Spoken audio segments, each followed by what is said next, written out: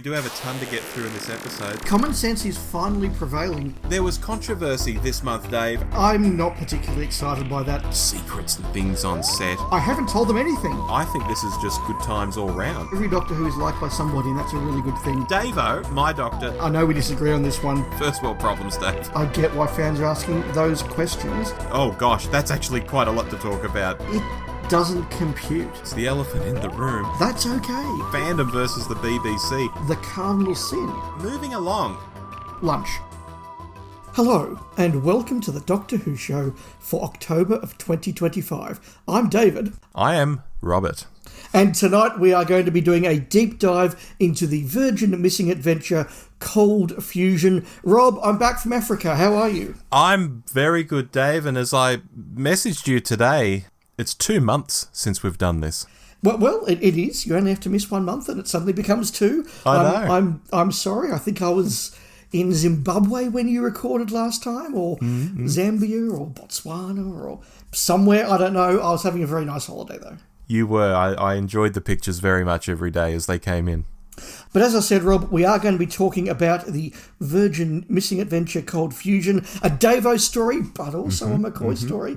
But we have also got a lot of news, a lot of short topics. I think this is going to be a packed episode, Rob. Yep, there is tons to get through in this one. I think listeners are going to enjoy it. I hope so. So let's just smash into it. We'll start with the news. News that has been percolating in a fairly big way across many forums in fandom, whether it's online, on podcasts, on social media, and in person. And that is news about what a group known as Film is Fabulous are up to. Rob, I know you've been following this one as well. I have, Dave. I've got quite a bit to say, but I'll let you have right of way to begin with. So look, let's just start at 30,000 feet and move our way downward into the nitty-gritty. Film is Fabulous is an organisation that now has charitable status, and they exist to save examples of film and television in the UK. So particularly, they are looking at finding all of those collections that are with private collectors of film tapes, videotapes and all the like, and they are happy to take those collections off those individuals either when they want to get rid of them or when they pass on and their descendants or relatives say, look, I don't need 100 film cans, could someone please do something with them? They're trying to make sure that a lot of things aren't lost. Now that they have charitable status, it means that what they can do with those cans has legally changed in some ways, which makes them a very optimal place for private collectors to, shall we say, donate collections that may have been acquired by not entirely always necessarily legal purposes. It also means they can take donations, so they can pay for various things. They can do restorations. It's a very good outcome for fans of archival material, full stop. But I guess what we're getting to is they have been dropping, first of all, hints and then comments that they are very aware that in some of these collections, they say there are episodes of missing Doctor Who. How many depends on who's talking at any one time. It seems fair to say that it's more than one. How many more really depends on how you interpret vague words like a few or some, and which rumours you listen to. Whether they've actually got episodes in their hands is not yet clear, or they just are negotiating to get them, or in a couple of cases they have arrangements for when someone passes away, is again a little bit murky. But I guess after probably 3 or 4 or 5 years, Rob, of rumours and hints from people on the restoration team that there are probably episodes with private collectors, this is a very clear, definitive, yes, they exist. There are more episodes to be returned from an independent source who is not a Doctor Who fan per se. Yeah. They've talked about getting access to a collector's home just recently, like in the last week or two, and they believed he had some Doctor Who. But they lost access to the house when he passed away because they had permission, I think, through the local health service to enter the house. But once he passed away, the circumstances changed legally around him. So if that hadn't happened, if that guy had only lived, I think, a few days more, they'd, in theory, have Doctor Who material in hand right now. which is pretty huge. One thing I'll say about them is it's pretty clear the Film is Fabulous team know how intense Doctor Who fans are, especially the missing episode obsessive types. Because they've already had to deal with some people getting aggressive about this news, which was really sad to hear about. So for them to step into this lion's den where they know what the fans are like, and they're still saying, yes, there are missing episodes, plural, sitting with collectors. The actual phrase they used was more than a few, less than many, and we can debate what that means. I mean, I think a few is 3, many might be 10, so I think they might be on the trail of 4 or 5 myself, if I'm reading them right. It suggests they've got a pretty solid understanding of what they're chasing down, and that's a pretty huge call, because if they get this wrong, they will get absolutely hammered, just like Phil Morris did after all these years of teasing, getting on stage at events, hinting, oh, the wind's blowing in the right direction, soaking up all that attention, and yet he's delivered absolutely nothing since 2013. Yeah, it was an amazingly definitive statement that really made me prick up my ears and go, hang on, that is completely unambiguous. The number, as you say, is ambiguous, but they are saying there are missing episodes and in the fullness of time, we will get our hands off on them. And sooner rather than later was just quite extraordinary. Now, they've said nothing about whether these are Hartnell or Troughtons. They've said nothing about what stories they might be, and they're refusing to speculate about those. I am generally sort of the view that if somebody says that they're Power of the Daleks or Evil of the Daleks or the Feast of Stephen, they're lying, because it's almost impossible for those to come back. I've seen episodes floated about that are educated guesses. For example, we know that the 10th Planet Part 4 is probably out there. We have a good idea that Galaxy 4 Part 1 is probably out there. We know that the Daleks Master Plan Part 4, like 10th Planet Part 4, was loaned to Blue Peter and disappeared, so it could be out there. We suspect the Web of Fear Part 3 is out there. There are persistent rumours going back to the early Philip Morris finds about Marco Polo. On top of that, I've had individuals who've said to me, here is a list of what they believe they are, and I'm not going to repeat those because I have no idea what the source of credibility is, and it would be wrong of us as a podcast to spread rumours we can't fact check. Yeah. But episode titles are floating out there now. It's a bit exciting. It's kind of like when a doctor departs, and for a moment you're sort of sad, and then you're like, ooh. We get all the speculation about who's going to be the next Doctor. It's quite exciting, and missing episode returns are as big a deal as you can have, I think, other than a new episode itself. Yeah, it's clear they've got solid leads and possibly more advanced than they're letting on. I think we're going to be in a position to see some new Hartnell or some new Troughton in 2026. And just consider, that's 60 years since Hartnell left and Troughton took over. It's the 60th anniversary.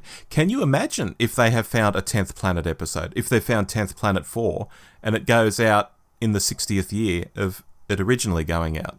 The timing is pretty delicious. Yeah, absolutely. And again, just to be clear, we have no evidence that it is 10th Planet Plus Part 4. No. We just know that it was linked to the Blue Peter and has vanished. So the probability that is with a collector because it just was nicked is higher than something like, say, I don't know, the Reign of Terror Part 4, which wasn't.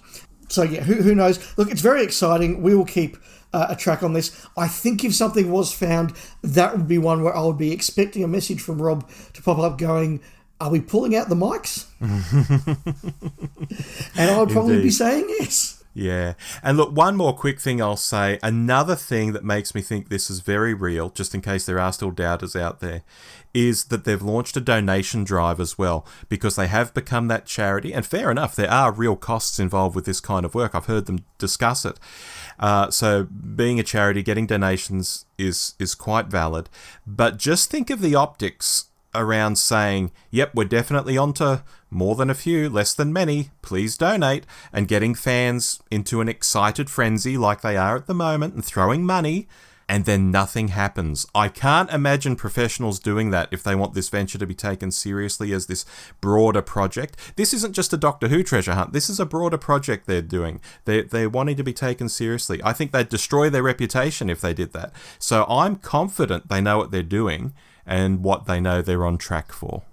No, I think that's a very fair summation. As I said, this is not a group of Doctor Who fans. It's a group of professionals who are aware that Doctor Who is a big deal, so they are acting in that sense. The final twist on this, Rob, is that it has reactivated some of the rumour and speculation that Phil Morris is still hanging on to material. Now, I personally don't think that he still has material that he hasn't returned 12 full years after returning Web and Enemy, but the theory goes that he would not deal with the BBC, but he might deal with Film is Fabulous. Well, that'd be great if true, but I think that's more just fans who have been hating on him for a long time now, just looking to find negative things to say about him, that he's been hanging on to it, when the reality is probably much more simple, that he doesn't have anything. I'm with you, but hope springs eternal. Indeed. A news piece from you, Rob. Yeah, Dave, I thought this was going to be one piece of news, and then it morphed into something else entirely over the past week, because when it first broke, I blasted it out on social media, I think on our X account, and it just blew up. Tens of thousands of views, hundreds of likes, I think 600 likes or something, retweets out the wazoo, just ridiculous numbers. It clearly hit a nerve, and that's because it was a quote that came from Rob Shearman, the guy who wrote Dalek for TV. He wrote The Chimes of Midnight for audio. Someone who has been right at the heart of Doctor Who at times in a way that most people haven't. And what he went out there and said was, quote, "The show is probably as dead as we've ever known it. After 1989, we had, for years, a current Doctor. Now, everything that's ever going to be produced in Doctor Who terms is going to feel retrogressive. At least with the new adventures and then the BBC books, you thought, it's the current Doctor, McCoy or McGann. No one's going to start writing Doctor Who books now with a Billy Piper Doctor because no one knows what that means. In a funny way, the closing moments of the reality war seem to put a full stop on things. We didn't have that before." End quote. Honestly, Dave, that's the most candid, fan-like thing I've ever heard from someone involved with the show in a long, long time. Normally, people who have been involved with the show, even when they've left, still toe a much more party line. So that was exciting enough, and I thought, great, there's the story. But then, bang, Jane Tranter, one of the executive producers, fired back this week saying, quote, "As dead as we've ever known? That's really rude, actually, and really untrue. The plans for Doctor Who are really simple. The BBC and BBC Studios have a partnership with Disney Plus for 26 episodes. We're currently 21 episodes into that 26-episode run. We've got another 5 episodes of The War Between the Land and the Sea still to come." End quote. And Dave, I get it. When there are still 5 episodes left, the EP has to project confidence and not let it sound like a funeral. Technically, until it's cancelled, it's not cancelled, so she has the high ground there, again, in a technical sense, and she's damn well using it. But let's be honest, I think most of fandom's already decided the Gatwa era was a bit of a disaster. It feels like things weren't planned properly. Now we're just in this weird limbo that Shearman's talking about, where, yeah, we've got the last 5 episodes of the Disney deal, but they're still a long way off. They aren't regular Doctor Who. We don't think the Doctor's even in it. So fandom's largely checked out, and most people I know are like Russell, Jane, Bad Wolf, just pack it in so we can get off to a proper start again. But Bad Wolf really doesn't want to seem to face that reality. So many things to say there, Rob. When you first shared Rob Shearman's quote with me, I read it and thought this is eminently sensible and a really smart take. I can remember as a kid reading the Target novelisation of Survival with that little end piece at the end from Peter Darvill Evans that said, "As you know, we are running out of televised Doctor Who stories to novelise, but hang on, we have a plan to do new ones. We're going to pick up exactly where Survival left off." And that being the start of a run of stories that I'm a very big fan of. And Rob Shearman is right. It was very easy to do because you could just pick up right where Survival left off and keep going. had they kept going for longer, they may have had to make a decision, do we regenerate the Doctor or not? But then the telemovie came along, so that solved that for them. They changed companions, all the rest of it. But yeah, that is really true. Look, is it a complete blind alley? No, of course it isn't, because you could do the equivalent of the Missing Adventures, as we're going to discuss one later. You could do past Doctor stories. Hell, you could even do a shitty Gatwa story, calling it a past Doctor story if you wanted. Because although I think you're right, a lot of people agree that the way that Gatwa's era went about structurally was a disaster. A lot of people are still fans of Gatwa's Doctor and the stories. Some are, some aren't. So that's fair enough. Look, I think Jane Tranter is just a little bit pissed that everybody's kind of ignoring their little special, their little spin-off, the war between the land and the sea. Nobody's that excited yet. I mean, they probably will be when it's broadcast, but they're like, no, we've got 6 episodes of Doctor Who. It's not Doctor Who, it's a spin-off. Contractually, it's Doctor Who. Yeah. So they're all getting a little bit antsy about that. And you're right, just the tone amongst fandom is just shifting over the last few months. We've been sort of saying, I think we're at the start of a new Wilderness Years. We'll see what eventuates. We'll see what Disney says officially. Over at Too Hot for TV, our friend Dylan and his co-host are just outwardly reveling in the fact that this is the second great and bountiful Wilderness Years, and everybody's sort of in between. So I'm certainly not seeing any denial anymore about where the show is. Nobody's saying, oh, there was a Christmas special that's been done secretly, and it's all... No. We are all waiting to see what's happened. I get what Tranter is trying to say. I get why she's a bit pissy, but sorry, Rob Shearman is right, and I still maintain that the better ending for the show would have been, given we had to regenerate Gatwa. I said negotiate. There was a Freudian slip. We had to regenerate Gatwa. Regeneration starts. Cue credits. Yeah, very simple. But RTD had to slip in that silliness, I think, just as maybe as an FU to fans. I don't know, because he knew it would be controversial and possibly unresolved. Well, Rob Shearman, if you're listening, and he has listened before, we stand with you, mate. Yeah, absolutely. Absolutely do. And look, I'll say one more thing on this. The war between the land and the sea, it could come out and we'll be sitting here going, that was the best thing of the Gatwa era. Didn't have Gatwa in it, but it was the best thing of the era. It could actually be really good. But the thing is, the era overall wasn't. And if Tranter didn't want people behaving like this, maybe they just should have made a more compelling show in the first place. Something that made Disney go, holy hell, this is amazing. Start making more episodes now, while season 1 was still going out. Yeah, that's very true. I've said before that Torchwood Children of Earth, I think, is the best thing that RTD made in his first iteration, so no reason the spin-off can't be great. Yep, agree. A quick little piece of news for me, a little bit of royal news. I'm going to channel my sort of friend of a friend, Cameron, over at GB News, who's the royal correspondent, and say that in September, the Prince of Wales, who's also the president of BAFTA, paid a visit to Bad Wolf Studios in Cardiff and recorded a message to be played at tonight's, 6th of October, Welsh BAFTAs, which will be hosted in Newport. So His Royal Highness Prince of Wales, Prince William, did visit the TARDIS set in his role as president of BAFTA. I have no deep interpretations of that. I just think it's a cool thing. I have an interpretation, Dave. I think the big surprise for me that the TARDIS set was still up, because we've had multiple sources, even friends in the industry, absolutely convinced it was taken down quite some time back. And it actually made me think, oh, okay, maybe this visit happened months ago, and they're only just releasing the still images now to tie in with the video. So basically he's come along, shot the video, done some still photos, but it couldn't be shown until this past month when it had to be shown at the BAFTAs. That would have made sense. But no, the visit seems very recent as far as I can gather, and it really does seem the Gatwa era TARDIS set is still standing. So no one else must want that particular Bad Wolf studio, otherwise it would have absolutely been dismantled. That's kind of interesting in itself, because studio space doesn't like to sit idle. No, it does seem to be contrary to what we knew had happened. I guess there's a possibility that if the Prince of Wales comes, you put the set back up again, but that seems unlikely. Huge cost. Huge cost, yeah. Finally, Dave, a super brief piece. We all know the UK is absolutely mad for Strictly Come Dancing. It's real water cooler stuff. Well, shows like that are a bit more of a niche novelty thing down here.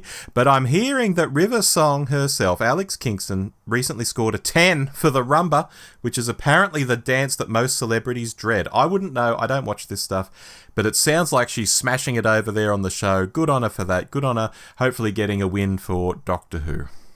Well done, Alex Kingston, alumni from Grange Hill. Yes. Short topics, Rob, and the first one I have is a really special one for me because just a couple of days ago I was at the Sirens of Audio event where they had Carol Ann Ford as the guest of honour. And I've got to say, Rob, usually if I know one of these events is coming up, I share it with you and maybe my immediate family. But on this occasion, people at work were saying, oh, what have you got planned for the weekend? And I was saying, I'm going to meet Carol Ann Ford. She was in Doctor Who in 1963. And just getting really excited about it because this is a big, big deal. I think I'm right in saying it is the first guest the chaps over at Sirens, Phil and Dwayne, have brought out who hasn't been to Australia before. And so I think the combination of Carol Ann's genuine, pedigree and the fact she hasn't been out before meant there was a record crowd in Melbourne.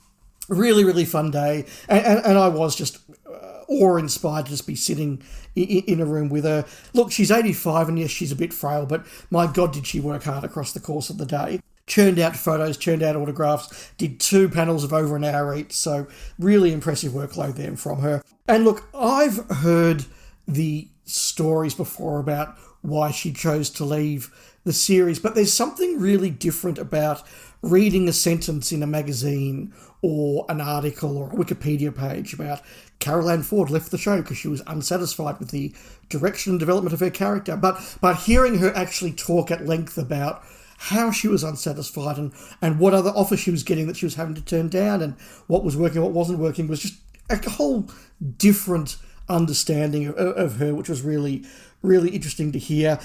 She spoke very fondly about William Hartnell, spoke about how he really understood the craft of acting, particularly on screen, and how he really mentored her. And she talked about how he would say to her, right, we need to make sure the lighting's good for you in this shot. She's like, well, how? Like, you're tall and you're over. He said, no. If I stand here and you stand there and I have a word to the lighting director, we can make this work even better. And he would do that. He would talk about using the hands up close to the face and doing the close-ups and all the rest of it. She did confirm that the story about Hartnell ticking her off for spending all her money on new clothes absolutely was true. But again, you read about that as an anecdote, or you see the dramatisation in An Adventure in Time and Space, it's one thing. But you hear about a real person who was in her early 20s in 1963 enjoying the just explosion of British culture in the early 60s and particularly in the fashion world, and just going, I just want to be part of this. And William Hartnell's going, why are you spending all your money on these clothes? You might not be in work next week. And, it becomes a much more personal story. She talked about how before Doctor Who, she could put on her dressing gown in the morning, walk a couple of houses down to the milk bar, whatever they call them in the UK, and buy a bottle of milk. But the moment Doctor Who went out, she could no longer do that. She was recognised all the time. She spoke about, experiences with Verity Lambert and Sidney Newman. And again, names we're very familiar with just feel that much more personal when she talks about when Verity came down from the gallery with that crooked smile, you knew we were in for it all. When Sidney Newman came along and he smiled widely, you knew something was wrong. And if you put your arm around you, you knew something was really wrong. It just becomes, really, really true. Yeah, how amazing. And this is so much your era. I'm so glad you got to experience that. Yeah, absolutely. Obviously, she has been in New Doctor Who since. She has signed NDAs, so there was a limit to how much she could say publicly, but she did confirm that there were scenes that she filmed that were not used. She did confirm that there were plans for her in the next season that obviously are not going to happen now. I don't want to go any further than that because I don't want to get her into trouble or the Sirens of Audio into trouble because she said something that maybe she technically shouldn't have. And hell, it's their convention. If they want to announce all that, they can. But she did speak quite freely and quite openly about her experiences on New Who as well. Fantastic. It's really good. It was really, really fun, and they are getting Louise Jamieson out in March next year. So Australian fans, definitely in Sydney and Melbourne and possibly other sites, check their website, Sirens of Audio, if you want to meet Louise Jamieson in March. How have you been doing, Rob? I've been doing pretty good, Dave. I've got a short topic because earlier this month I saw the trailer for Starfleet Academy. And I thought, really? This is Star Trek now? I shouldn't be surprised. I mean, I watched 2 seasons of Discovery before giving up on it some years ago, so I know the flavour modern Trek has. But I haven't watched anything new since, and as listeners know, I'm happily stuck in the 90s with Deep Space Nine. And that trailer, Christ, it was like just a bunch of Gen Zs being extremely Gen Z. Which doesn't feel futuristic at all, because I can go and see that dynamic at the local mall or cinema and be annoyed by it there. I don't need it to be on Star Trek. And to get to the point, though, Dave, I found myself thinking, gosh, maybe Star Trek needs to end. Maybe Doctor Who needs to end. Stop trying to be zany and subvert expectations and chase this imaginary modern audience. Stop alienating fans. Just take a break, please. Just let these franchises rest, artistically at least. Financially, I get why studios keep milking them. And then I went into these bigger thoughts of, we've lived through years now of, hey, remember the 80s? That sort of nostalgia. And now that's shifting to, hey, remember the 90s? And look, I've bought into that vibe myself. I've talked about pulling out my Robotech DVDs or watching He-Man or Inspector Gadget. I'm not pretending I'm above it. But the older I get, the more I realise what made those things special was that they were new. They were fresh ideas for our generation. And since then, we've just kept recycling our childhoods for the next generation. And that's crazy when you think about it. Why are we pushing our pop culture on today's kids? Why does everything have to be a reboot? Is it just because it's safe? Yeah, I've been having these thoughts this month, Dave. Yeah, look, I don't necessarily agree that they need to let those franchises die. But what I would agree with is you don't have to make it. You only should make Trek, you only should make Doctor Who if you have something to say and something to do, not just because you need to keep making it. I think that's true. I also saw the trailer for that new Star Trek series and was a little bit uncertain. I like my Trek to be further towards the 23rd, maybe 24th century than sort of in the later part where something like Discovery ended up being set. I like that idea of technology still needs to be chained and that we are exploring the frontier, that wagon train to the stars concept that original Trek was. It's one reason why, for all of Enterprise's faults, I'm quite fond of Enterprise, because there is that sense of no one has ever done this before and we're not quite sure how it all works. And when the technology is just so amazing that, yeah, anyway, we're not a Star Trek podcast, so I agree. No, but I'll just also briefly say, what are the new big franchises? There's a bloody Tron movie out at the moment, good Lord. Even something like Avatar, which tried to be new, barely leaves a footprint. There's no expanded universe, there's no comics or toys. A movie comes out, people go and watch it. Apparently a lot of people go and watch it, but then it just fades away. No one is obsessed about it even a day later, let alone a year later or 5 years later.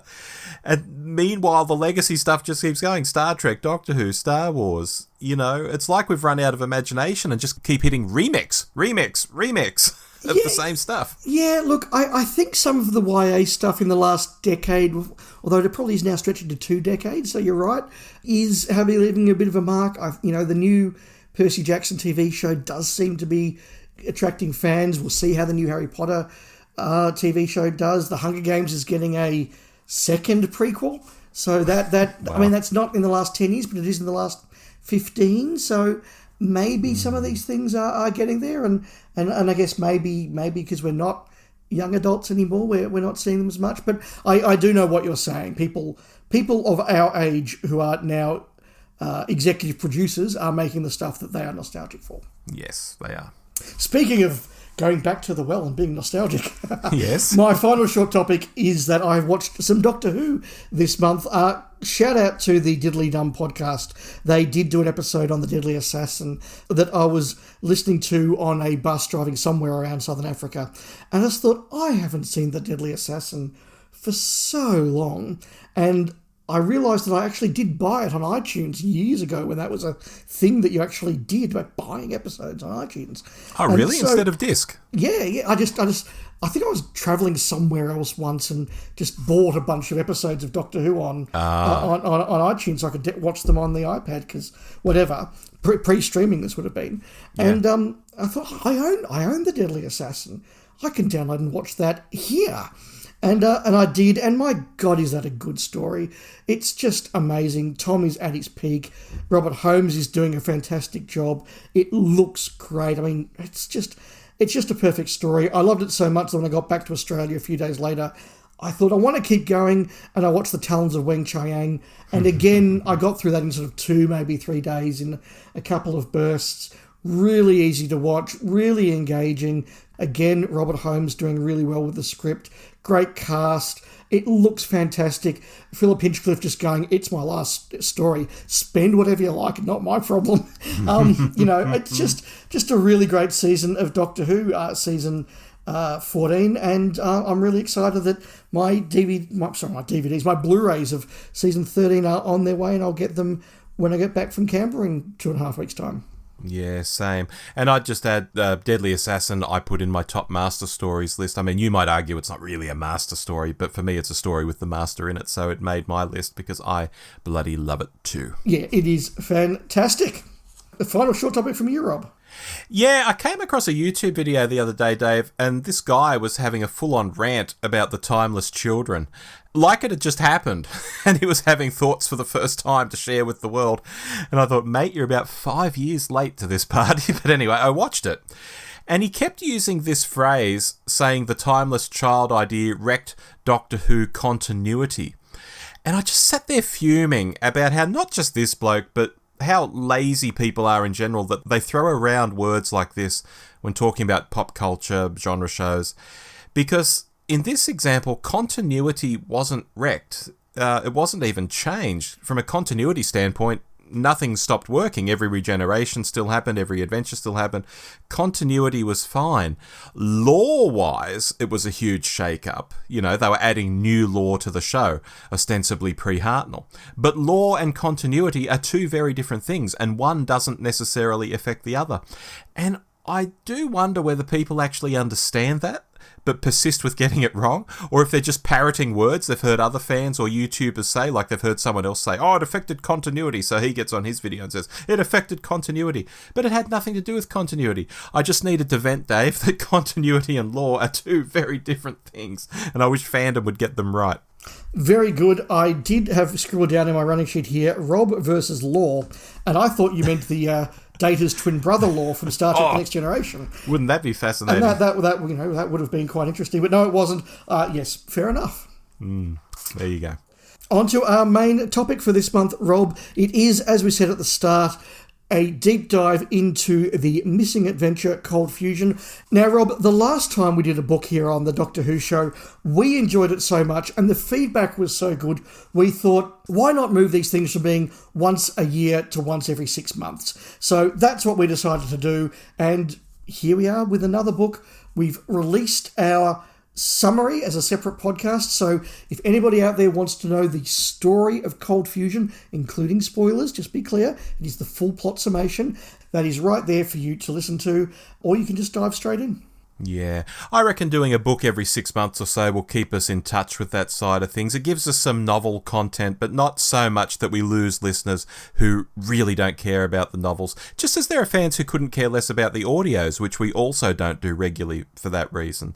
So this way, I hope we don't put anyone off, but for those who do like the books, or are even just book curious, if I can put it that way, we can cherry pick some of the big titles that spark curiosity, like when we did Lungbarrow, that sparked curiosity in people. We can dip into the interesting ones. And I think that's what we're going to do tonight, Dave, when people realise, oh, that's a Davo story where he meets Sylvester? Yeah, I want to hear more about that. At least I hope that's what they're thinking out there.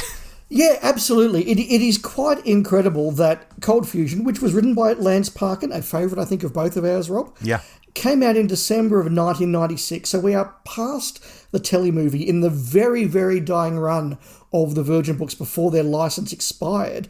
And it is incredible to think that this is the first time in either the New Adventure or the Missing Adventure range that they have done a proper multi-Doctor story. Now, yes, they've had things like a recording of the Fourth Doctor is played in Time Worm Genesis, or the Doctor in a dream sees a vision of the First Doctor in Time Worm Revelation. We've done that sort of thing. But a proper multi-Doctor story, it took them almost to the end of the run to do.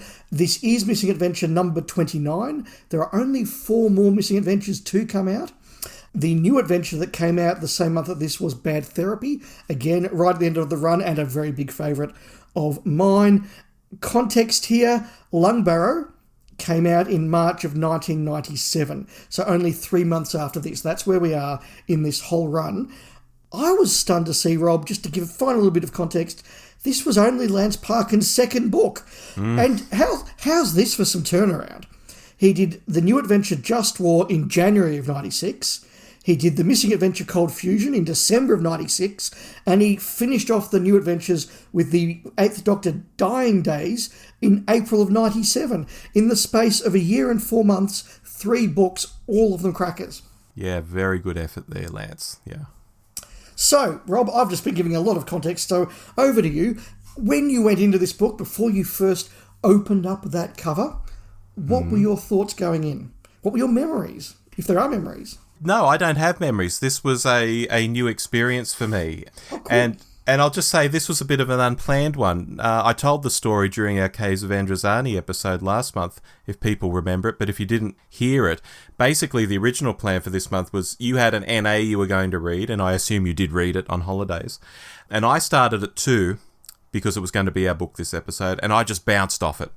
Was it the writing? Was it the subject? Was it my mood at the time? Probably a mix of everything. But I just thought, what is this shit? So I messaged you in South Africa and was like, oh, Dave, what else did you take? And Cold Fusion was in your bag. So this one was unplanned. And I know it's an MA instead of an NA, which is what we were really angling for. But it's a novel I'd always been curious about because it is a Davo after all. I'd just never gotten around to it. And I think part of it was back in the day. And by back in the day, I mean in more recent years, like last 5-10 years, since I've had an actual hard copy on my shelf. Once I realised it had characters like Chris and Roz in it, which I didn't really have a reference point for, I was kind of thinking, I should really read their first novels and sort of understand where they come from before I go reading this. And I'm pretty sure someone said to me, oh, look, Sylv is barely in it. So that whole, this is like the 2 Doctors vibe that I had imagined wasn't going to be there. So I never chased it down too hard to go and read. It just sat on the shelf. So long story short, I went into this one as a bit of a clean skin. I knew very little, had no real expectations. Yeah, look, that is all very, very true. I did take this one, along with several other books, to South Africa with me because, as I said on the monthly show 2 months ago, I've been having a bit of a Davo kick with the books, and I thought I'd keep that kick going, and it worked out really well. We ended up doing it. I was around fandom when this came out the first time. I didn't read it the very month it came out and hit the shelves here in what would have been early 97 by then, because I read Bad Therapy first, because I was very excited by that book, and that was a fantastic book I have very fond memories of. So by the time I got to read it 2 or 3 weeks later, I was already getting peer reviews just amongst the local fan circle, and they were all just absolutely raving that this book was a very big deal. So I came into it with that buzz around fandom in early 97 here in Melbourne, that like this is a cool book, and particularly that the way it did the multi-Doctor stuff was very cool. So I did come into it with some sense of memory, and I did come into it with a positive vibe, but not as a clean skin. Interesting. As you walked out, Rob, I guess I've already belled the cat and said that I think that Lance Parkin did 3 crackers, so therefore this is one. So look, I'll have some longer thoughts, but I do think this is a very good book. It did hold up. Rob, what did you think as a clean skin? Look, cards on the table, I don't think it's an amazing book. I don't think this will change your life. And even Lance Parkin has said in interviews that I've read this past couple of weeks that it's a story he feels got away from him. And I can totally see that. Funnily enough, last time we did a novel, as you mentioned, it was also Lance Parkin, was an 8th Doctor one. It was Father Time. That was really entertaining. And as you've hinted, I've generally got a lot of time for his stuff, as do you. But this one for me just jumps around a bit. There are ideas in there, some interesting moments. It's not like you get to the end and think, well, that was a waste of time, or what was all that about? But it doesn't feel fully quite formed. It's not quite finished somehow. So, yeah, I think I get where Lance is coming from when he says it got away from him. But that said, I did enjoy it. I'm not about to slate it by any means. So don't switch off if you're worried about that. Nothing there that I'm going to push back on particularly hard.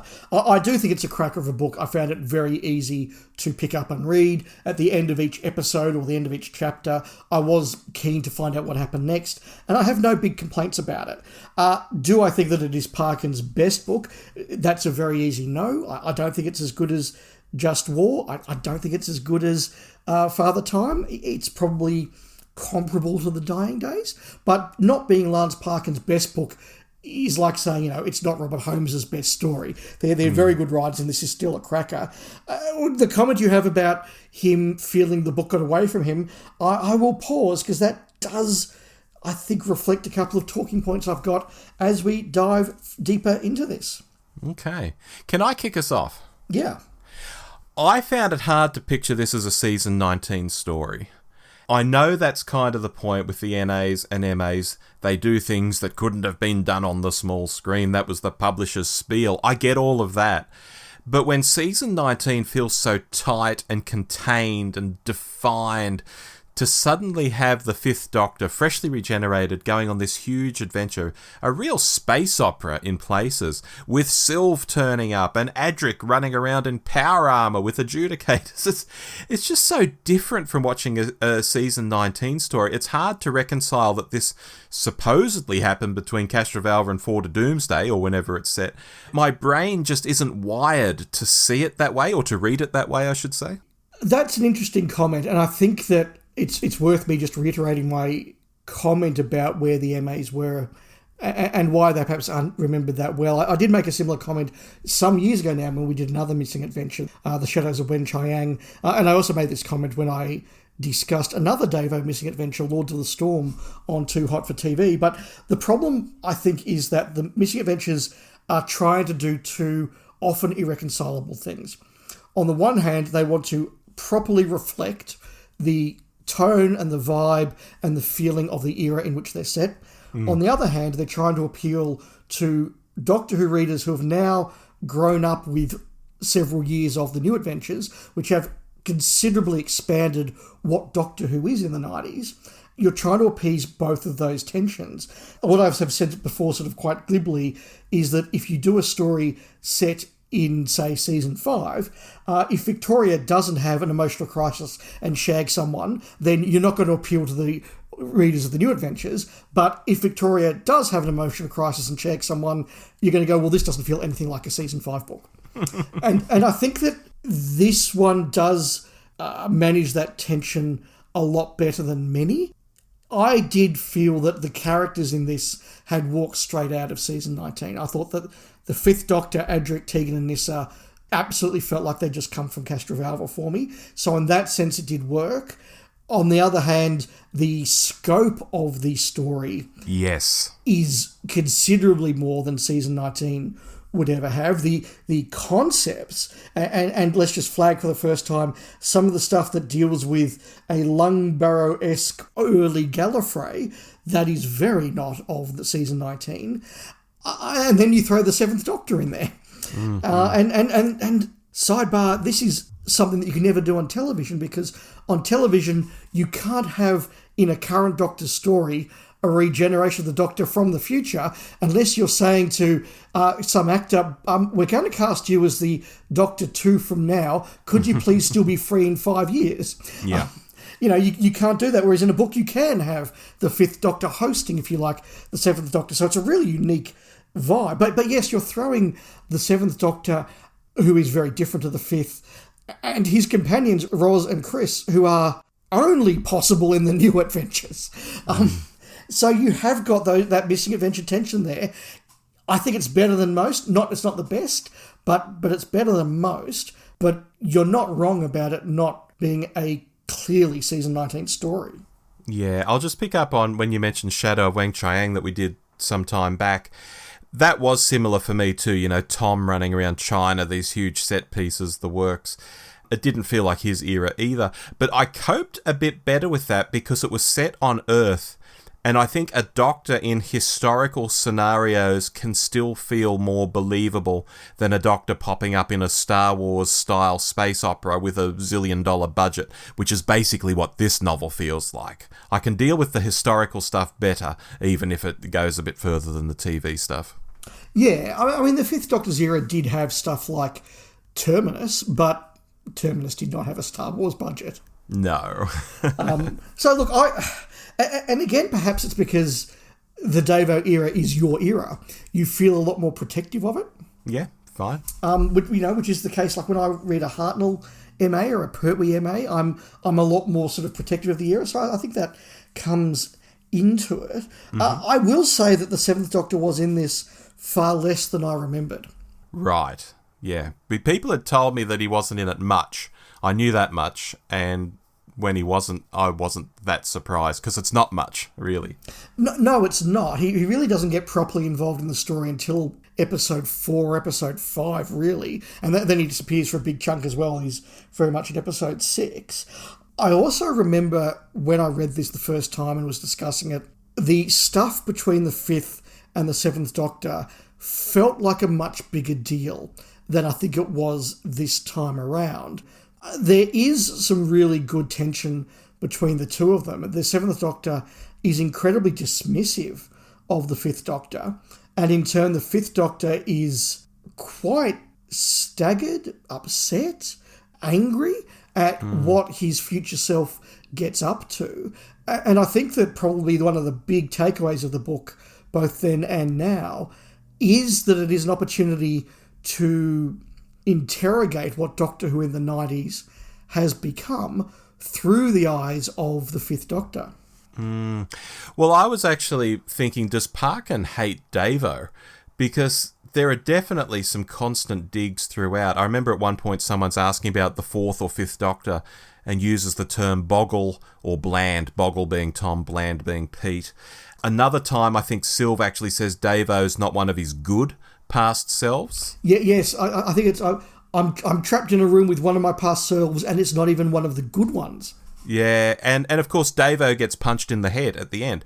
Now, I wasn't throwing a tantrum over it. There was no sort of Greta Thunberg, how dare you moment. How dare you? But I was thinking, Christ, you can really see how Sylve is the hero of the NAs, and it's even bleeding here into the MAs. He's in Davo's book, but he's the one manipulating everything, doing it all, even though he's barely in the book, while Davo keeps getting slagged off and then punched out. Like, wow, okay, I see how it is in this series. I took it in a very different way, so that's interesting, Rob.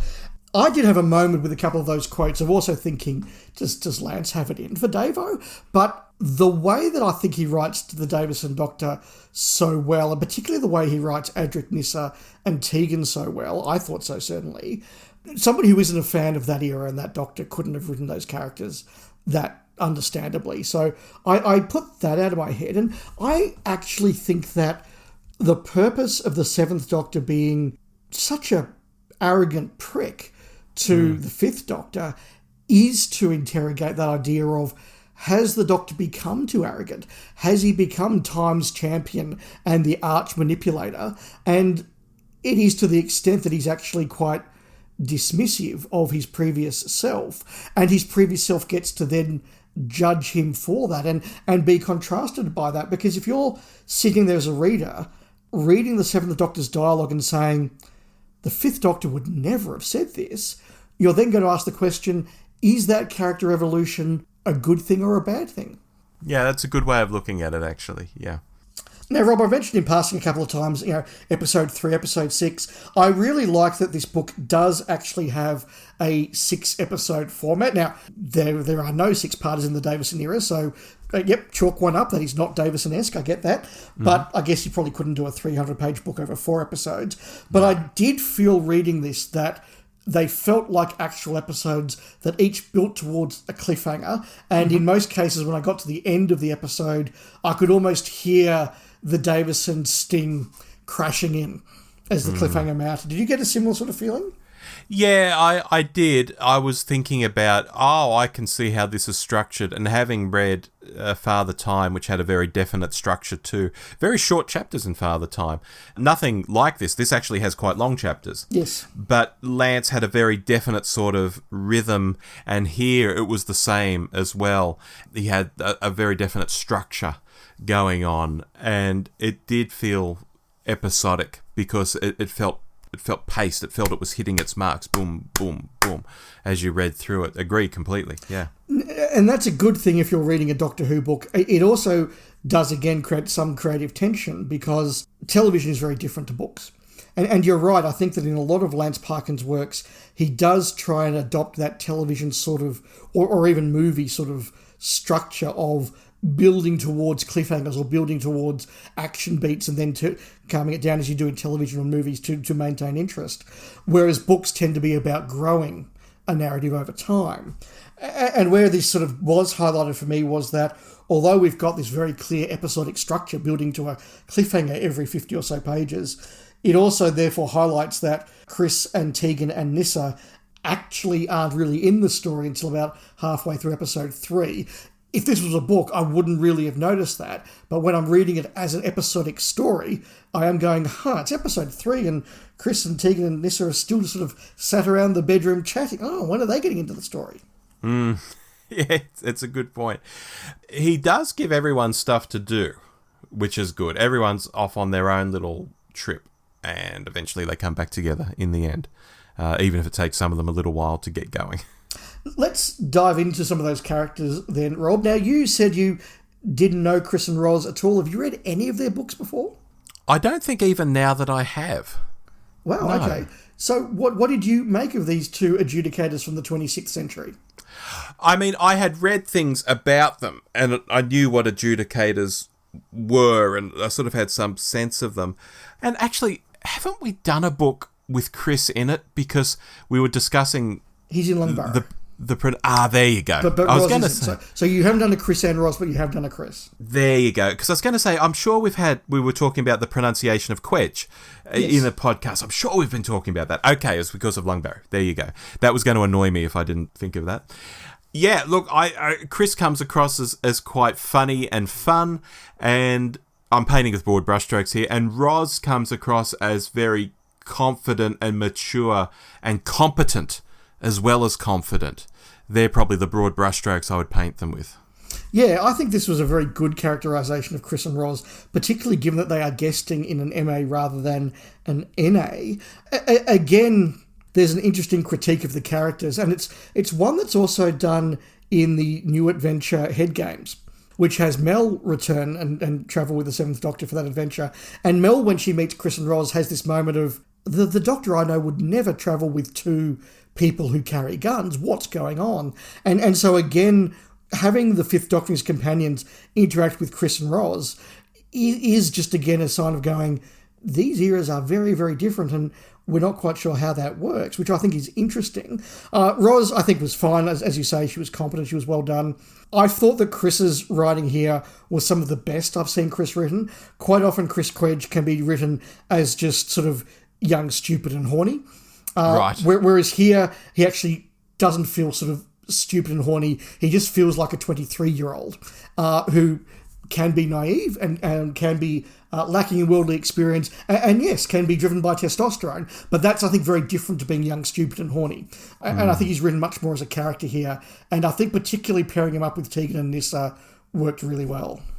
I quite enjoyed him. And at first, when I didn't know who the Bruce Javanka character was, I was actually intrigued by that. I don't know whether other people were intrigued or whether other people just knew, that's Chris Quedge pretending, But I'm like, why is this guy in the future calling himself Bruce Javanka, and why is he doing this awful Australian pastiche? Like, is Lance Parkin writing this thinking this is actually what Australians are like, or is it meant to be like this? I was very fished in and intrigued by that whole section of the book. Yeah, and getting Chris to play the spy undercover is a really good little way of saying that he has got actually some talent. He's not just a dumb jock. Very good. What about the Davo companions, Rob? That's your era. It's one of your favourite seasons. Yeah, look, I think they, as you say, do feel like their era. So I'll correct the record if it was unclear earlier. The characters feel good to their era. It was just the story, the setting that felt unusual for me. I think Nyssa, in particular, they give us some really good stuff to do. They keep her a bit prudish, a bit standoffish when she sees Chris naked. She's scandalized. She doesn't like the idea of him and her being in, is it her room or his room they go to? I think it's her room. You know, she sees it very much as just them having a conversation, whereas he thinks maybe it's going to be something more. They do put her in a sexy green dress at one point, which she seems to stay in for the rest of the story. That seemed a bit weird, and I thought, is this just a Lance Parkin fantasy to have Sarah Sutton in a sexy green dress? Because it was just a bit odd. Yeah, that was a slightly odd moment, but I did think that the characterisation of Nyssa and that tension between the two of them worked really, really well. I also like the interplay between Tegan and Nyssa, and I think that Tegan really felt like a fully fledged character here, where you get somebody who is pulling Tegan up for her abrasiveness occasionally, and you get to really understand Tegan's grumpiness. And just remember that, in the last 3 or 4 weeks of her life, she has, lost her job, been kidnapped, had her aunt killed, etc., etc. It's quite a good little summary of her. I really liked the moment where she happens to drop that she's a Trakanite, and Chris says, "Oh, you must be from Serenity." She says, "What?" There's this Trakan colony of Serenity. It's the only one that survived some great disaster. It's where the last Trakan people are. And Nyssa just has this moment of, oh my God, part of my world survived. This is amazing. It's world changing for her. I think that's a really lovely moment. Yeah, it gives us some peace, and maybe in a roundabout way, when you're now watching her on screen later in that season and in the season after, you can maybe think, oh, maybe she's at peace more so than we think she should be, because she's heard that her people have survived, or some of her people have survived in this way. I wonder if that's Lance sort of slipping that in there, because we sometimes say in the Davo era, like, the story after Earthshock, everyone's kind of over Adric dying straight away. And you think that's a bit odd. And Nyssa does seem to get over Trakan being destroyed relatively quickly. Is it because she gets told in this story that they've survived? I like thinking about that sort of stuff. The companion you haven't mentioned, Dave, and you bloody love him, is Adric. I thought about the Seventh Doctor meeting Adric. I thought there'd be more to it. I thought there'd be lots of sad looks. I thought there'd be maybe not so much foreshadowing, like, Adric, get out there and have fun, son. You never know what's around the corner. I thought there'd be something, but there really wasn't, which I thought was maybe a missed opportunity, although it could have got a bit cheesy, perhaps, if Lance had gone too far into it. I don't know. I thought there was just enough. Okay. I liked the moment when Chris first hears Adric's name and says, "Adric, isn't he the one who..." and then realises what he's about to say and pauses. I think the reaction of the Seventh Doctor is correct, because I can't imagine the Seventh Doctor would be out there being overly emotional or giving things away, but the pensiveness with which the Seventh Doctor meets Adric, I think, was very telling. And there is that moment where I think it's Roz notices the way that the Seventh Doctor is being very careful and fatherly with Adric, and that the Fifth Doctor has also noticed that something's up there as well. And so I think there was just this subtle sense of, I can't say anything, because if I tip anything off, history changes. And let's face it, you change that piece of Adric's history, potentially the freighter doesn't impact Earth and the dinosaurs aren't wiped out and humanity doesn't survive. So, you talk about the butterfly effect with Adric, it's pretty phenomenal. So I thought it was dealt with quite well there. And while I'm on the topic, I also did think that Lance Parkin did write Adric in a really good way. I think that you do see his intelligence, and you also see his impetuousness and his naivety. And again, in a book where you've got time to really explore motivation and intent and get into a character's mind, that works far better than just Adric being petulant on screen while Davo and his friends are ganging up on Matthew Waterhouse. Look, I think the setting, at least when they're in the Scientifica, suits Adric very much. I mean, he gets to correct some math problems later in the book. I think this is very on brand for Adric. So, yeah, he gets some good moments. Yeah, I think that's really right. I think that the companions for me were even more interesting than the doctors in this one. And you mentioned Lance Parkin sort of fixing up continuity and things along the way. I did have a little laugh at the fact that Peter Davison's hair changes length fairly drastically between Castrovalva and Fort of Doomsday is actually highlighted and put down to some ongoing effects of the regeneration. Yes. Cold Fusion is quite jokey, I find, on the whole, Dave. I didn't bother writing them all down, but there are just so many lines that are genuinely funny or quite cleverly done, like that example you just gave, often little in-jokes for Doctor Who fans, like, I see what you did there, Lance. I really enjoyed that. Sometimes that kind of thing can feel a bit tedious, but he is such a good writer. Again, crazy that this is just his second novel. I mostly went along with it and had a really good time. There was even a line about Fosters and the Keeper of Traken. Obviously, Fosters are in Keeper of Traken that caught my attention. And I felt Parkin was probably working with the idea where all foreigners seem to think Australians drink Fosters, which by the time of these novels in the 90s, and especially now, they really don't. We really don't. But if you do go back to the 70s and 80s, Australians were drinking Fosters. You see it all over films and TV from that era. So even if Parkin was technically wrong, and that's just my assumption based on how every other foreigner sees us, I actually think it works in context of Tegan, who would have grown up in the late 70s and early 80s, where people in Australia were drinking Fosters. I've really gone around the world to describe that, but do you know what I mean? Yeah, no, I think that's absolutely right. Another one that stood out for me for obvious reasons was when the Doctor starts trying to explain what a transmat is to Tegan, and she says, "It's okay, I've seen Blake 7, I understand." Yes.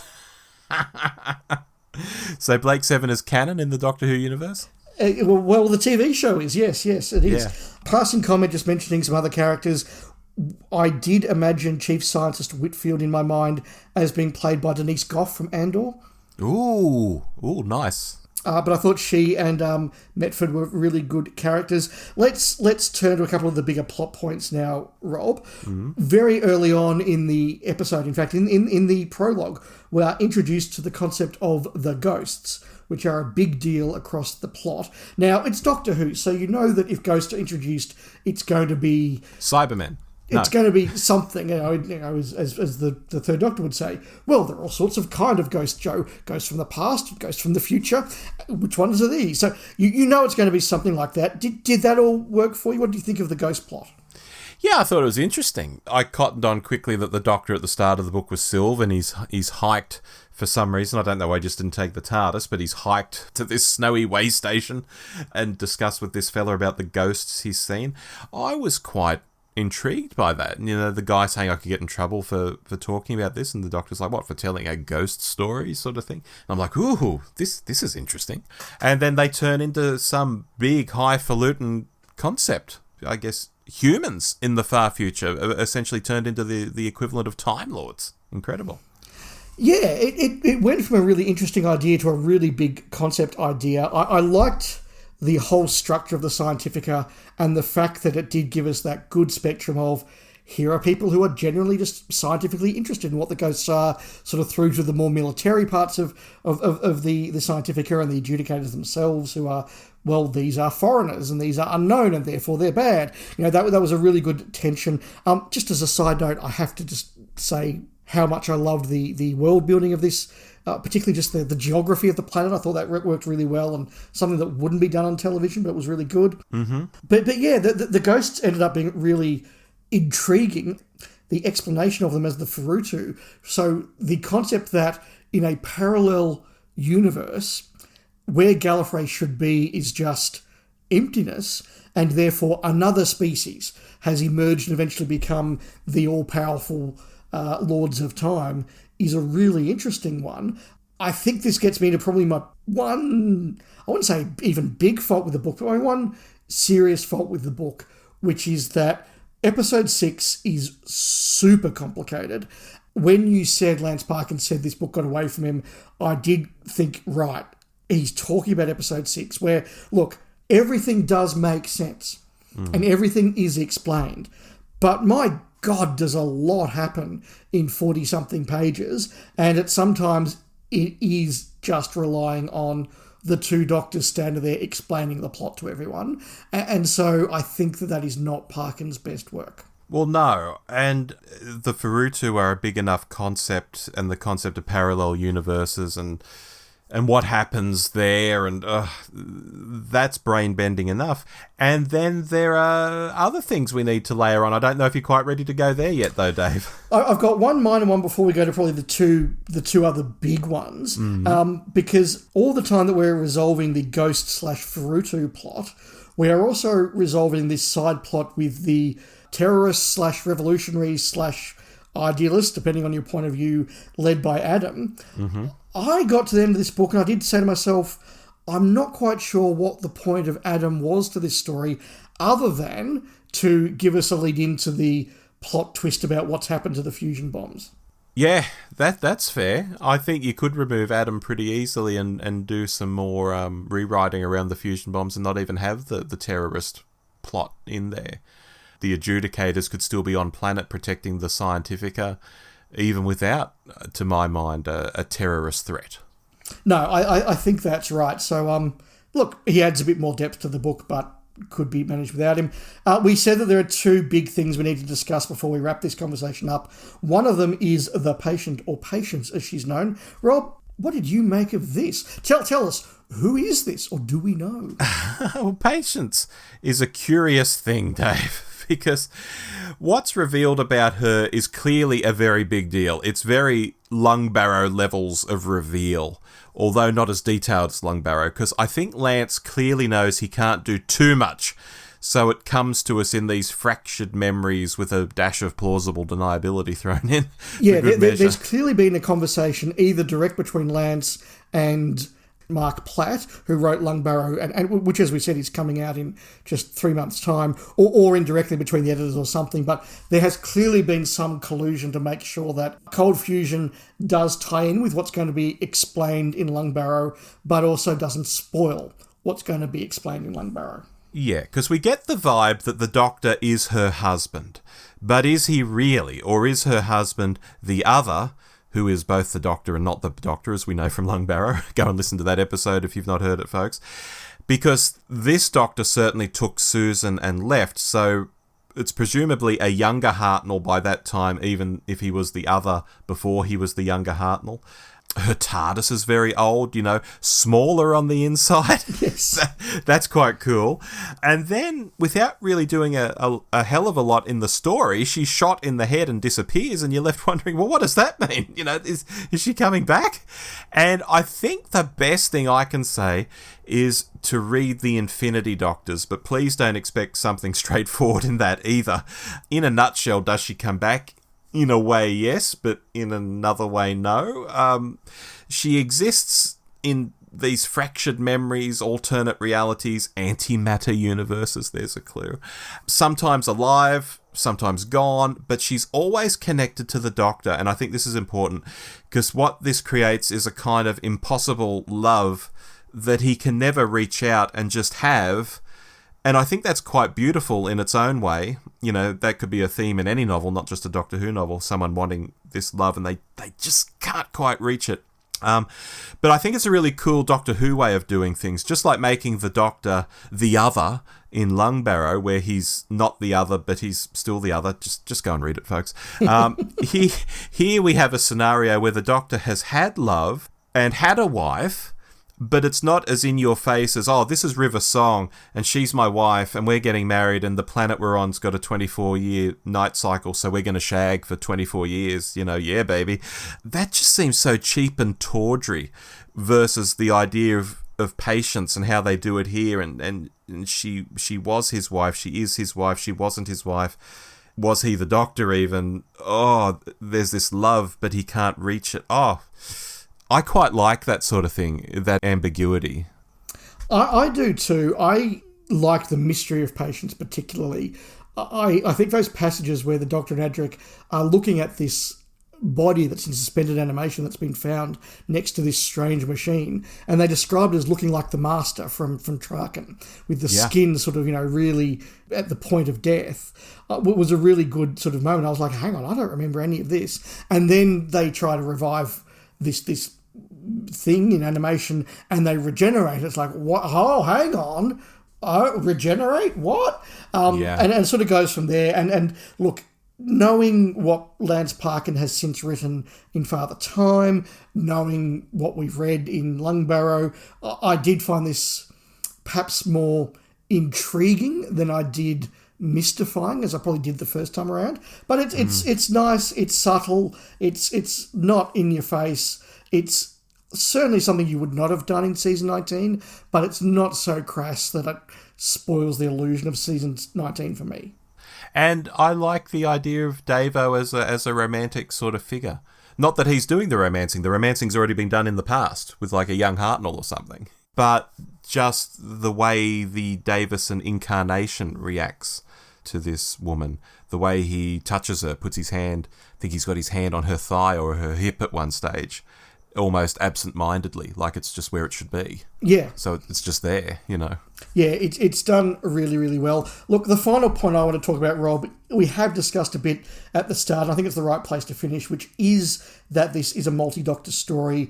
It is almost not the Fifth Doctor teams up with the Seventh Doctor, but the Fifth Doctor versus the Seventh Doctor in some ways. Certainly in terms of their moral objectives, they are in contradiction to each other. And I won't spoil the very final twist about the Seventh Doctor and his relationship to events, but to me that was a real moment of, what a bastard. And that to me, I think, as I said, is just a really fitting way to examine both of those Doctors by contrasting them against each other. Probably the most gentle and innocent Doctor versus the most, I wouldn't say cruel, but certainly amoral at times Doctor in the Seventh Doctor. Yep, agree with that. It's quite interesting. And for a lot of it, Davo doesn't even know he's competing with his future self, because his future self remembers all the stuff he's done as Davo, so he has the advantage. Davo, until they actually like really meet and interact, he doesn't know really what he's up against here. No, that's right. And there is a quite neat little rotation of characters slowly working out that there are, in fact, two Doctors, because there's a really good moment where Adric mentions that he knows the Doctor, and Roz says, you know the Doctor? And he says, yes, I'm really worried. He's just regenerated. And Roz is like, oh, so that's why that guy didn't look like the Doctor. Oh, and she thinks that the Fifth Doctor is actually the Eighth Doctor. Yes. So there's some clever stuff going on there. I think it's a really good use of the multi-Doctor format. I think that we could have perhaps had a little bit more of the two of them, but if we had, we'd probably be sitting here going there was too much of it. I think it was just a nice idea. More than anything, I'm just glad that it was Lance Parkin who got to do it, and I'm really glad that the whole Virgin books held off until 4 months from the end of their run to do a multi-Doctor story. Something that, dare I say, Big Finish didn't even last one release before they had to do a multi-Doctor story, Rob. It just goes to show how a multi-Doctor story could be done on TV, and it doesn't have to be two guys standing in a room making fun of each other's costume, like Davo saying something like, oh, look at your question mark jumper, and Sylph saying, oh, you're wearing a stick of celery, oh, and hoping the audience laughs at that. You know, it can be so much more cerebral and interesting, and you know, they can be paired off against one another. They can contrast. They don't have to get along. One of them can have an act of violence committed to the other one via his companion. It's quite wild, yeah. It is totally wild. Before we go to our final thoughts, Rob, it would be remiss of me, having just made fun of Big Finish, and I do it jokingly, I assure you, probably. Having made fun of Big Finish, it would be remiss of me not to point out that Big Finish have done an audio adaptation of Cold Fusion. I think it is a very good adaptation. It does remove some of the minor subplots from the book, but otherwise is a pretty fair adaptation. And if you're curious about my thoughts on that, I did turn up on the Sirens of Audio about a year or so ago and had a chat about that. Oh, nice. I've not listened to it. I think I own it, because I think I picked it up in a sale. Whenever I see stuff particularly cheap on Big Finish, I just hoover it up. So I should probably download it and give it a go now. I dare say it would solidify the story a bit for me, having now read it and now hearing a cast act it out. I think it would probably help me a lot, actually. But I haven't done that, so there's a project for me. I look forward to your future short topic on listening to Cold Fusion on Big Finish. There you go.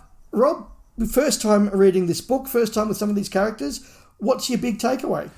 Look, I'm glad I read this, truly. I'm not kicking the ground and thinking, oh, that was a waste of time, or, maybe we should have just pushed on with that NA we were going to do. I haven't had thoughts like that at all. I'm really glad we read it. But did I finish it with any sense of, wow, what a great story? Like when we finished Father Time, that was like, wow, that was really easy to read. That was really Moorish. That was really fun. That was really interesting, No, I can't say that if I'm being honest. It was probably a 6 out of 10 for me on this first time around. Worth reading, just, if you've never read it. But if you never get to it in your day-to-day busy lives, hey, don't stress. Don't stress either. I think I enjoyed it a bit more than you, and maybe that's because I'm coming at it with a slightly different perspective as perhaps somebody who's deeper into the Virgin books as opposed to you who's deeper into the Davo era. Maybe that's where we're coming from, or maybe it's just different taste. I really enjoyed it. Is it going to sort of my list of top 5 missing adventures? No, I don't think it is, but top 10, yeah, probably. Of the Davo ones, look, it's certainly better than the Crystal Bucephalus. It's probably better than Lords of the Storm, which I quite enjoy. Is it better than Goth Opera? Ooh, that's a tough decision. Yeah, look, I think it's a very solid book. I enjoyed it. I like what it's interrogating. I like what it says about Doctor Who in 1996. I think it's really interesting. As I say, it's not a top 5 MA, but it's for me definitely a top 10, and that's a pretty good place to be. Yeah, well, Goth Opera, Jesus, there's another one. That would never happen on television. No, anyway, that's another rabbit hole. We won't get out there. So look, that is our discussion, our deep dive into Cold Fusion. Let us know what you think. If you have never heard this before but found it interesting, let us know. If you have never read this before and found our conversation baffling, give us that feedback. If you do remember the book, let us know. Has it inspired you to go read it or read it again? Very good. Speaking of feedback from our listeners, Rob, we have some listener feedback. Would you like to kick us off with our first email? I can do. This is Jeremy Power via email. He says, "Hi, Rob and Dave. As always, I absolutely love your work on the show. You guys are the highlight of my podcast playlist.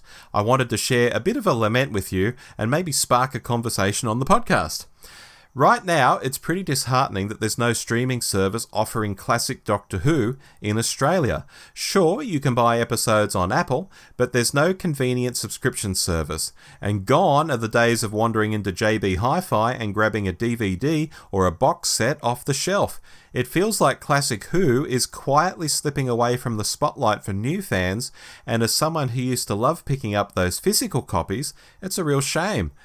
This isn't like the original Wilderness years after 1989, when fans kept the flame alive with novels and magazines. Nowadays, even magazine shop trips are a thing of the past. I used to love grabbing Doctor Who magazine as a kid. It was the highlight of my month. And in the 2000s, heading into JB Hi-Fi to browse the Doctor Who DVDs was my favourite weekend ritual. Those nostalgic moments really made the show feel special and accessible. But here's the thing, your podcast... And okay, I'll say it, your podcast is hands down the best Doctor Who podcast out there, no contest, is helping keep that flame alive. The retrospectives, the discussions, the deep dives, they're all keeping the memory and the joy of classic Who alive for fans like me. So keep doing what you're doing. You're the reason classic Who still has a presence in our lives, even if it's getting harder to find on the shelves. Thanks again for all the amazing work. Cheers, Jeremy Power." That's a really lovely email, Jeremy. Thank you for sending that in. I do think that podcast, not just us, there are lots of good podcasts out there. Podcasts are filling the gap that I think local fan clubs did in the Wilderness years. Yep. That's definitely a change we've seen. Look, I'm with you on all those points, Jeremy. I remember ranting a bit during the 60th anniversary that all these classic stuff was being released and none of it was accessible outside of the UK, and that it was a very UK-centric anniversary. And I think that things have just got worse if you want to watch classic stuff outside the UK. That's a really good point. And I also agree with you about the nostalgia. I still have incredibly fond memories of going to the newsagent as a boy and an early teenager and going to the filing cabinet where subscription magazines were and looking at the one that said David Kitchen and opening it to see if my monthly release of DWM or Dreamwatch had arrived yet. And, it was just simpler and happier times. So, yeah, agree with all of that. Yeah, very nice. I have one via Facebook from Frankie Norton, who says, I listened to your Season 23 trial season deep dive a couple of months ago when it came out, and safe to say I really enjoyed it.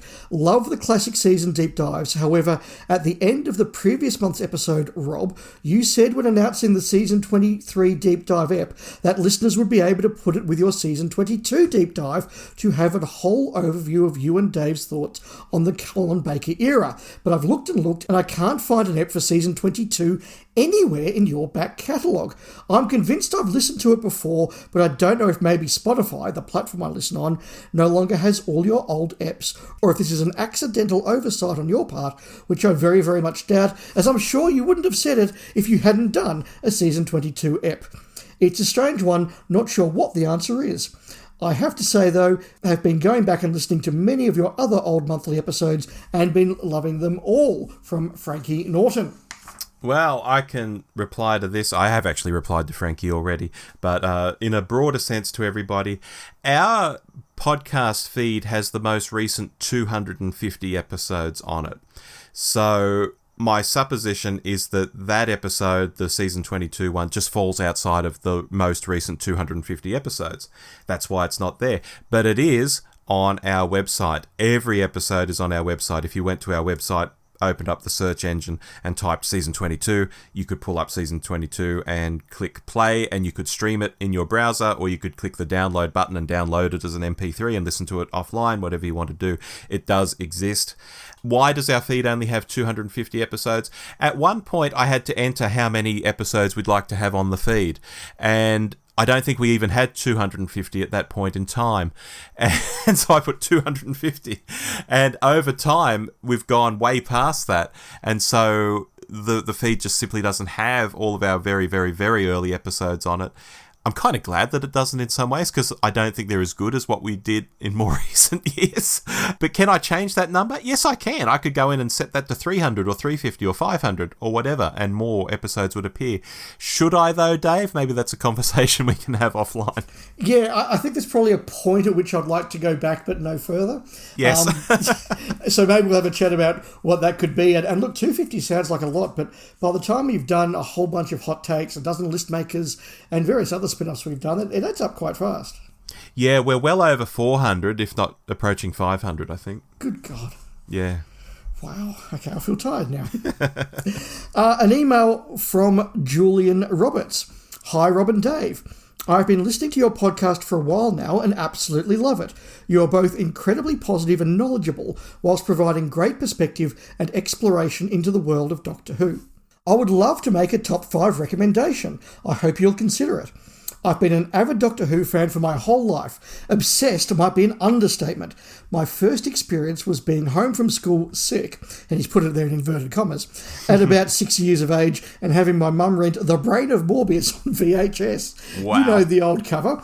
So I'd like to give a suggestion for my top 5. Blood, Guts and Horror. Given there has been so many over the classic era and current era, I think you'll be working overtime to narrow them down. I'll give you mine. 5. Noah fully transforming into a Wirrn from the Ark in Space. 4. Natasha discovering her father's head, Revelation of the Daleks. 3. Paul discovering a robot with Borg's blood and flesh on its hand, from the Robots of Death. 2. The evacuee girls being killed by the Ancient One, Curse of Fenric. Number 1. Lytton having his hands crushed by the Cybermen in Attack of the Cybermen. Honourable mentions. This one is underrated but worth a mention. When Boaz is killed in Day of the Daleks, we see his twisted and deformed body as the gorillas run off. I would love to hear your top 5. Thanks again, a huge fan. Julian, it is in Tello's Hat of Rassilon. Keep listening. One day it will be coming out. Yes, we won't discuss it here, otherwise we'll be spoiling that episode. Exactly. Whenever we do it. That's up to the hat. I got one from David via email. We have a lot of Davids listening to us, don't we? I think you've our I mean, this isn't you writing in, is it, Dave? No. I was about to say, I think certainly in Australia in the 60s, 70s, and the 80s, David was the number one name. In my class at school, in a group of just under 30 kids, there were 4 Davids. So wow. It's not unusual. David says, "Hi Rob and Dave. Following the recent Gin and TARDIS, I was wondering if either of you had watched the CGI reconstruction of Wheel in Space on YouTube. I've never watched other fan recons on the internet as they look boring, but I'd seen rave reviews of this one. Always thought parts 3 and 6 were a bit crap, but after seeing them in the context of these recons, I gained a new appreciation of the story, similar to seeing the complete Enemy of the World instead of just part 3. Anyway, I'd recommend it. If you squint, it almost feels like the real thing, in my opinion anyway, and is so much better than the official animations." The short answer, David, is no, I haven't, but I will try and check that out now you've recommended it. Yeah, I can't say I've watched all of it. I may have seen a clip from it, like if a fan channel had said, "Oh, look, someone's recreated it, look how it looks," sort of thing. I may have seen a clip from it, but I've not seen it either, so I can't comment. No, fair enough, but we will go and check it out. Peter Cavanagh via Facebook says, in relation to our List Makers episode on top stories under 4 episodes, "Surely if Revelation of the Daleks is a two-parter, then the single-part story, The Five Doctors, should have been somewhere on the list. But good work, fellas." And we had this style of comment about The Five Doctors come up on social media more than a few times. But in reply to Peter, I said, "Hi Peter, we've had similar comments on X and Blue Sky from listeners. As I've said to them, there are no rules in List Makers, and theoretically either of us could have selected it, but I think we both felt that as it's a special and not episodic, it wasn't really in the spirit of the question. Our love for the story, though, is very, very established on the podcast, so it's certainly not for any dislike of it." That was my reply. Dave, do you want to add to it? No, I think that summarised it very well. I have long said that I like The Five Doctors. I just thought that a 90-minute special wasn't in the spirit of under 4 episodes. Yeah. I've now got Coldacre on YouTube on our Wilderness Years episode of List Makers. Coldacre says, "I had that 1992 version of Sharda with the video and a book. It was incredible, and the first missing thing we had ever been presented with. I was 15 when it came out. A massive impact." Totally understand that. I get that. Also via YouTube, talking about the Wilderness Years List Makers from @HowerMouse. "For me as a kid in the UK, the VHS releases were the first opportunity to see the vast majority of the series. I dipped into a few of the new novels, but it felt impossible to keep up with 2 a month, so not much of a wilderness at all. It would be interesting to hear you guys discuss the videos in depth, but the memory of these clunky plastic cases could be too painfully nostalgic." Yeah, it's interesting. I don't know how much I'd say about the video releases. I could talk about how my brother would buy them and I would have some, and I got given one on the afternoon show as a prize, but they are just the stories from TV, so I'm not sure how much detail we could go into without just discussing the stories, if that makes sense. I reckon by the time you talk about loose episodes and years tapes and specials, I think there's some stuff to say. We'll have a think about it. We'll see if it's got the meat to sort of do a 30 to 40 minute chat. Alrighty. Jeremy Power is back, this time via YouTube, on our Trial of a Time Lord episode. He says, "Really enjoyed the discussion as always, guys. Totally agree with Rob's take on the Valiard. That character never made sense to me either, especially back in the 80s when Trial of a Time Lord aired and we had a clear count of the Doctors. I've also really enjoyed the Season 23 Blu-ray set. The extras are rich and Nicola Bright gets candid about the Doctor Who set in the mid-80s. She recalls that she was often tapped on the bum while walking through the BBC backlot and had to laugh it off with a thank you, just to move on, an uncomfortable reality of the time. You get a real sense of how informal and frankly harassing the environment could be, and that culture seems to have carried through well into the early 2000s. The irony is that in the Disney era, the pendulum has swung hard in the opposite direction, with the production now known for being hyper-cautious and super woke. It's remarkable to see how far things have flipped. Appreciate all the effort you are putting putting out the podcast." Yeah, that's a really good observation there, Jeremy. And if you read Richard Marsden's book on the J&T years, Nicola is even more frank about some stuff in there. And I would recommend that book if you want to learn a bit more. Yeah, J&T does something quite nasty to her. Okay. Not for the topic here. No. Stephen Moffat says via Substack on our Troughton episode of Gin and TARDIS, "Great supplementary panel on this one, gents. Spacefall's another of my all-time fave podcasts. Would be amazing to hear more there as the BBC refresh the Series B, C and D content on Blu-ray at some point. Good pick of Troughton episodes.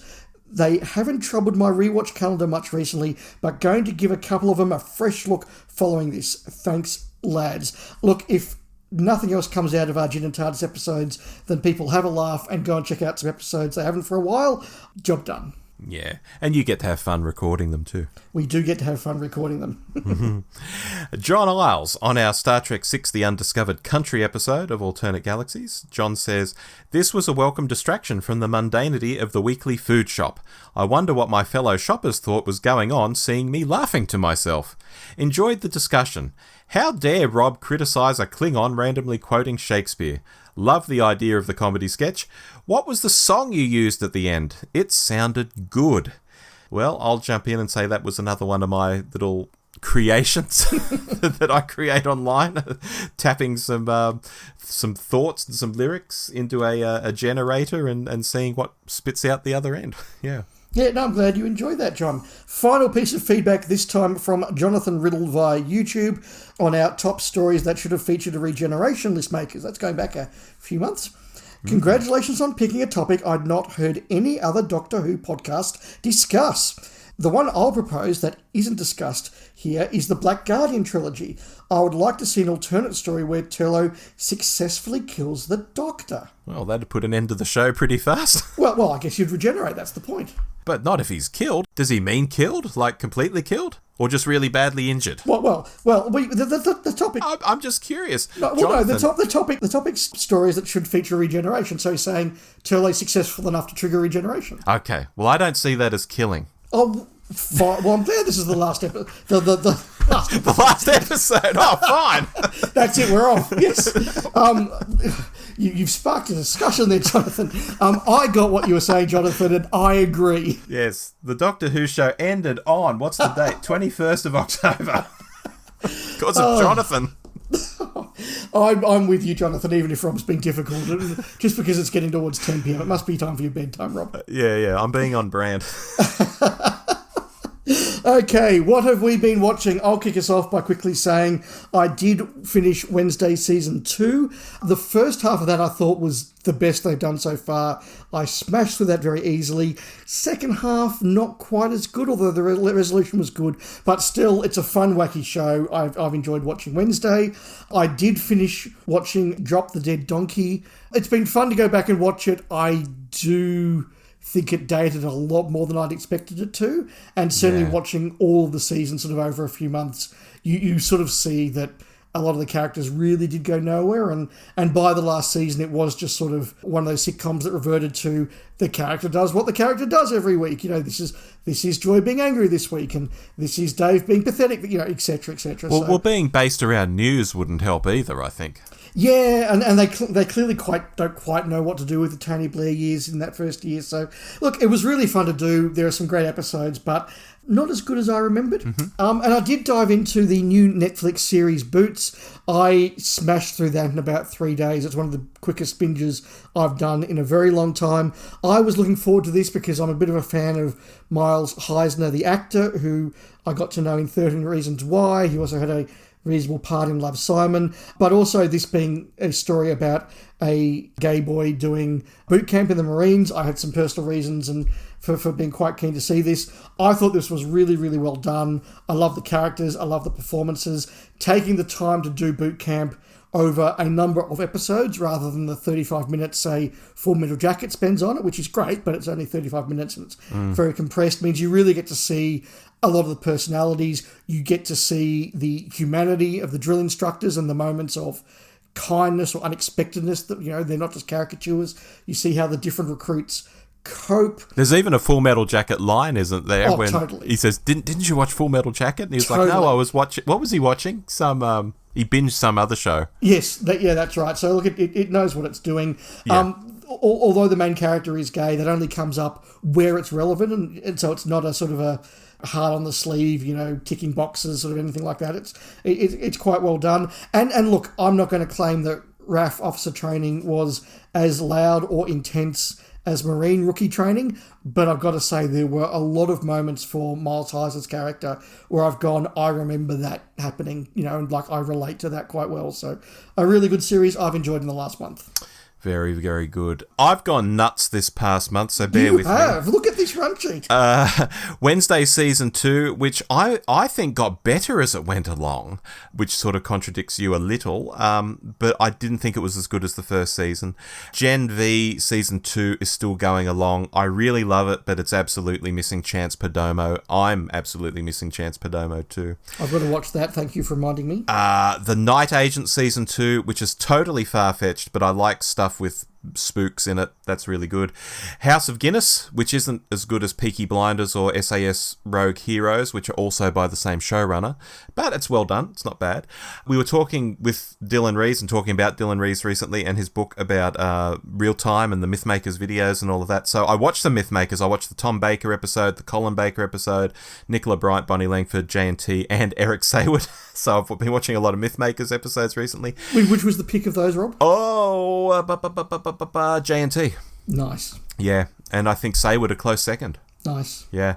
Sakamoto Days is an anime about a retired hitman on Netflix. I couldn't quite get into it. I've sort of given up on that.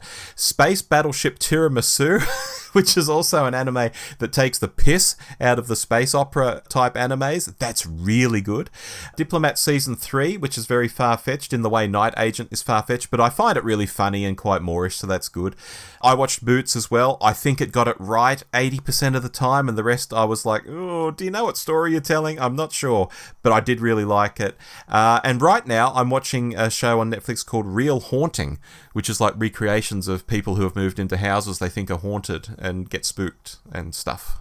Oh, that's very cool. I have started The Diplomat Season 3. I'll have my thoughts next month. Okie dokie. Speaking of next month, it's time to reveal our topic for November of 2025. Bloody hell. We do sort of once a year or so like to go and look back at the work of a Doctor Who writer, and we thought we're due to do one of those. We went back and forth about which writer to do, the one that has both the right amount of material that makes a good monthly episode, but also where there's something we can say. And we've settled on a writer that I don't think gets a lot of attention, but I'm really looking forward to going back and looking at his work, and that is David Fisher.